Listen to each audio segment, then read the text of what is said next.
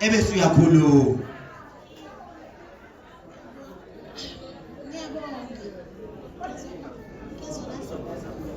Ngiyabonga sanibonani ba comrades. Mina into engizoyisho baba uMsholozi ngidabuka enkandla eMbisini. Ngizobonga bengiboshiwe baba eSun City. Ngamaqala wami bengihambe ngitshontshe izitoro. Ngoba namanje ngisakwenza ngisaqhubeka ngoba umsebenzi anothula. Ngizobonga baba. Ngizomsukuma nokuyibongela. Ukuthi iphuma i-remission last year mina ngabe wena abakunikani i-remission ngegama lakho ngabe ngisengaphakathi ngisukume nje ngokuzoba ngabengezile la bengazi ukuthi kunento emnandi kanje kodwa ngidela indlela yami ebengihamba mangizwa kuthiwa nangu umkhonto wesizwe ngathi la ngiyakhona ngizobonga ayakuthanda baba amabhantinti eSun City inkinga abafuna ukubavotisa ngisukuma nokubonga nami ngicela isikipha. Amanda! Viva ngamabhantiti viva! Viva Naivasha viva!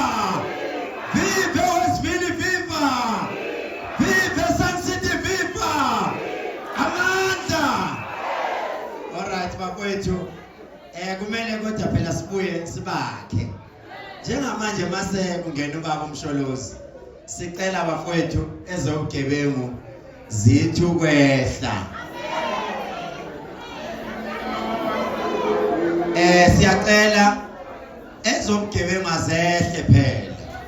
Nixoxele nabasemakhaya ukuthi laba abathanda ukuhamba bayokhomba insizwa bayihloniphe lento le. Iskipu ungagangi ngase ungalusha abantu sigqokile lento ifana neuniform yesonto.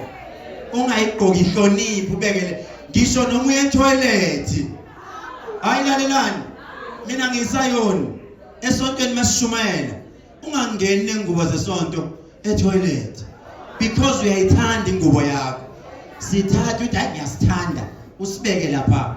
Just imagine sengena nobuso bukaMsholozi etoilet phela angithi iqiniso lithi isithitho sisenzela kuphi shukuthi bengimfaka isithitho masiluza siyosola wena. Alright akezo ogcina